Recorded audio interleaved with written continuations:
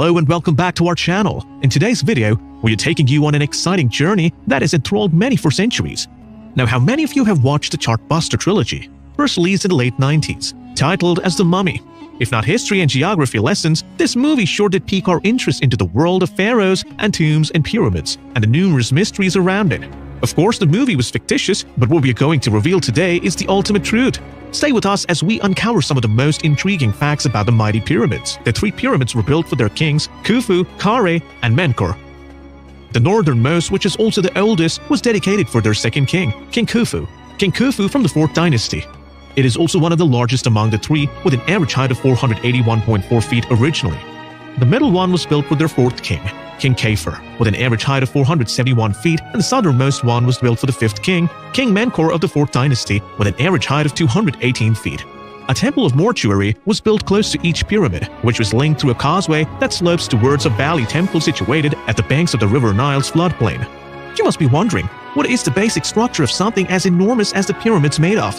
It has stood the test of time over centuries and continues to do so. The core of the Great Pyramid is made of limestone blocks that have a hint of yellow to it. The exterior casing, which is now almost gone, and the inner walkways are made of lighter colored limestone. Apparently back in the day, the pyramids appear to be blazing white in a sharp Egyptian sun, owing to the exterior paneling. The interior of the burial chamber was built with blocks of solid granite. The entrance to this mammoth of a structure is on the north side, which is about 59 feet above ground level. The passageway slides through the pyramid's inside, along the stonework which infiltrates through the rough soil where the construction rests. It finishes in an incomplete underground chamber. A descending passage branches out into a climbing hallway which leads to the chamber of the queen, and to an incredible gallery which is 151 feet high. From the upper end of the gallery, a narrow and long passage leads to the king's prime chamber. The whole room is lined with granite, including the roof. From both the chambers, 2 air shafts run sideways to the outside. Until date, it's not clear if it was built for religious purposes or for ventilation. There are 5 compartments on top of the king's chamber that are separated by huge granite slabs, which likely were built for the purpose of shielding the ceiling. To the south of the Great Pyramid near Khafre Valley Temple lies the Great Sphinx. It's hard to miss this one. One of the most unique creations of man was entirely etched out of limestone. The Sphinx has a facial structure of a man, but the body resembles that of a sprawled lion, which is approximately 240 feet long and 66 feet high. Many believe that it was the portrait of King Khafre who is buried in the central pyramid, and the lion symbolizes immortality. But the biggest question remains, how was it constructed? Let's not forget that there were absolutely no technological advantages that we have today. Or was there another genius way? There was and never will be a satisfactory answer to this mystery. After many theories and tremendous research, the most accepted assumption is that the workers might have used brick, sand, and earth to increase the height and length of each pyramid. The blocks of stone were taken up through the ramps using sledges, levers, and rollers. It was also theorized that it almost took 20 whole years to construct with an approximate 100,000 men, who were basically agriculturist laborers, were required to put up this gigantic tomb.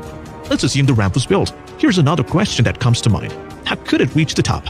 Was it built straight or in a spiral way? As the ramps were dismantled once the pyramid was completed, there were only fragments of evidence left for the archaeologists to study on. The builder faced a new task when they were positioned to fit the blocks together. Surprisingly, in such a precise build, a large proportion of the internal stones were unfinished. The gaps between them were filled with rubble and gypsum mortar. However, few archaeologists found new evidence that maybe only a limited few may have worked permanently rather than seasonally, and that approximate 20,000 men supported by bakers, priests, physicians were enrolled with this massive task. However, with time, more theories have come out. Professor Mark Lenner of Oriental Institute and Semitic Museum said that he and many Egyptologists believe that there has to be some kind of a ramp that was used to raise the stone blocks, but how it was used still remains a mystery. Another most fascinating question that we are plagued with is, how did it manage to stay this strong for over 4,500 years? As we mentioned earlier, the pyramids were built with stones. But can stones keep it this strong? Here's what the most accepted theory suggests. Between each block, limestones and clippings mixed with huge dollops of mortar were stuffed just like modern concrete. Every stone that was visible after the construction was placed with an amazing precision. The blocks in the burial chamber also fitted to size. The sides of these blocks had to be almost perfectly flat to make it joint. And astonishingly, they did. The ancient masons used rods and strings to spot imperfection and then marked them with a red ochre to show where more work was needed. By using 2 further tools, 1 flint scraper and 1 sandstone rubber, the masons used them as a guide to scrape away the high point line. The same cumbersome yet meticulous way were employed all the way till the final stage of construction. Professor Mark Lenner added that when the pyramids were newly encased with a special limestone, it must have been blinding in the sun, appearing like a newly fallen stone.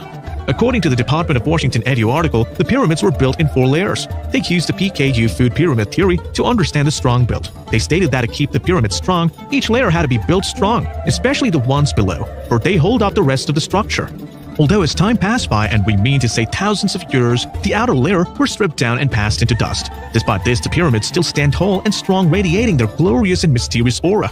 But all that being said, everything in life has a purpose. A construction of this magnitude surely has one too. So let's quickly dive into what was the purpose behind this huge construction.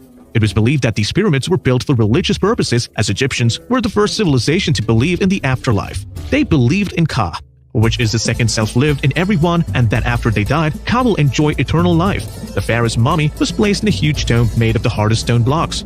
Egyptians who ranked high in class often wanted to take the most prized possession with them after death, and that is why a great deal of gold, silver, and bronze artifacts were put inside the tomb.